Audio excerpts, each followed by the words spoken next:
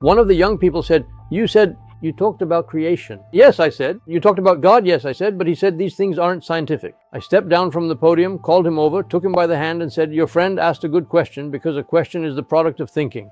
We need young people who think and reason like this. I said this. I grabbed his jacket and said, is it scientific to talk about the thread, the quality, the texture of this jacket? I said, is it scientific? He said, it is. Is it scientific to talk about its maker, the tailoring, how it was shaped, how it was fitted to the body? I asked. He said, it is scientific. I said, you probably bought this from somewhere. He said, yes. He said, I bought it with money. He asked, where did you get your hand from? He said, God gave it. Good. All right, I said. Now, is it scientific to talk about the skin, the bones, the cells, the nerves of your hand? I asked. I said, it is scientific. Well then, isn't it also scientific to talk about its maker? I asked. He said, God. And when I said it's scientific to talk about the maker, I noticed that some of the young people listening even applauded. I said, look, God creates humans, animals, and plants from a single cell. You two in the womb start as a single cell. We call the fertilized egg a zygote. I said, God divides this geometrically.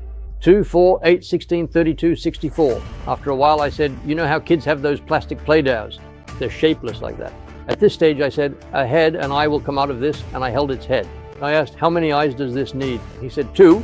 I said, no, if you claim that God is not scientific, then what remains is chance. I asked, by chance, couldn't it be any number from 1 to infinity? It could be 5, 25, 35, couldn't it? I asked the same question to young people and other listeners. They said it could be, okay, let it be 2. Then I asked, where should we put the right eye? They said here. I said, no. The probability of it being here is 1 in infinity. Look, it could be here, or under your foot, or on your back. Couldn't it? They said it could. We took the left eye. In the same way, the structure, size, and position of the left eye, the mouth, the nose, and all the organs, both internal and external, the fact that their structure and shape are exactly like this, is a 1 in infinity chance for each of them. Is that correct? I asked. They said, that's correct. Well, let me ask you a question. I said, have you ever seen a person with their eyes in front and their mouth in the back? I asked.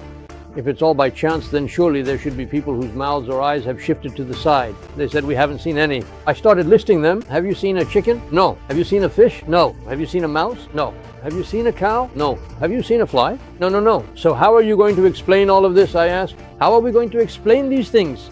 Look, all of this is only possible by accepting the existence of an Allah with infinite knowledge and will. I mean, can you just say God is not scientific and be done with it? That's what I said. Look, that's completely the product of a pseudo-atheist philosophy.